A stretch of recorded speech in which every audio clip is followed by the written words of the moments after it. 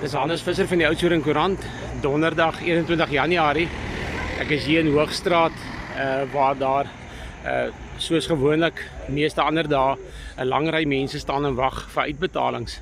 Ek is hier so by een van die besigheidseienaars in Hoogstraat, Johan Bredesen. En hulle wil graag hê die munisipaliteit moet bietjie orde skep of hierdie proses beter bestuur. Johan, goeiemôre. Hallo daar. Johan, ek weet julle is nou al baie lank besig om te probeer kyk of hier nie 'n alternatief is vir hierdie honderde mense wat elke dag hierso in Hoogstraat, Kerkstraat en selfs aan die ander kant om in Sint-Syweerstraat staan nie. Wat is die situasie op die oomblik?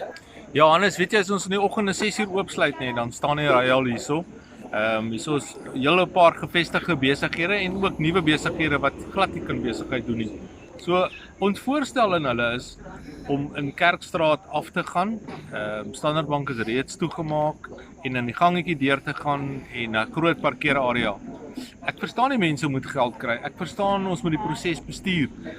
Ons kon Desember maand byvoorbeeld op die strand wees nie, juis oor sulke prosesse wat nie werk nie. Ja. Maar nou het hulle nie water nie. Hulle het nie plek om hulle sake te doen nie. Dit is 'n groot gemors na die tyd nadat hulle hier was.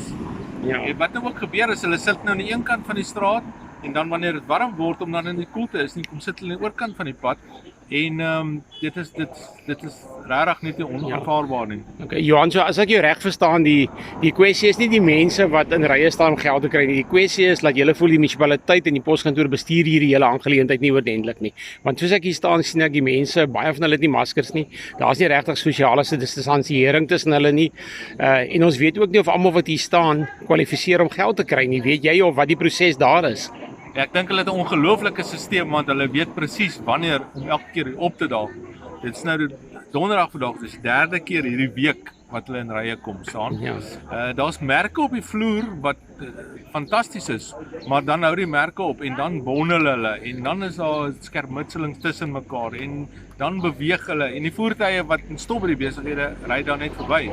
So dit is nie aanvaarbaar nie. Ek verstaan hulle situasie. Ja. Ek wil net vra, het julle met die munisipaliteit kontak gemaak? Het julle met 'n amptenaar of met iemand gesels hieroor? Ek het na die voorstelle het ek in Desember met Chris McPherson die voorstel deurgegee om dit te skuif die ry na 'n ander kant toe waar die munisipaliteit dan kan. Okay, dis ons burgemeester, né? Ja, dis ons burgemeester. Hy het teruggekom na my toe baie vriendelik en hy het vir my gesê hy het dit deurgegee aan die hoof van die brandweer en die rampbestuur en wie die proses bestuur. En toe in hierdie jaar het ek al reeds vir my aangeleentheid dit weer gesê en hy sê hy het dit deurgegee.